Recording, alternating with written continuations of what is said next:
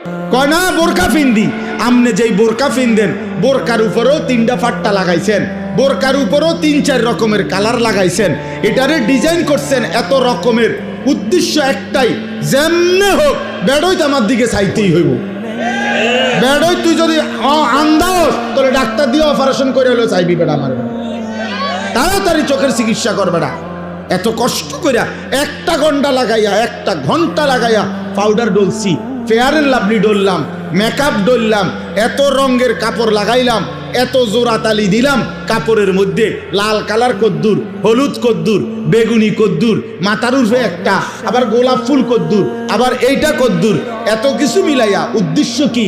বখাটে রাস্তার দুশ্চরিত্র যারা প্রত্যেকটা পুরুষ আমাকে দেখতেই হবে।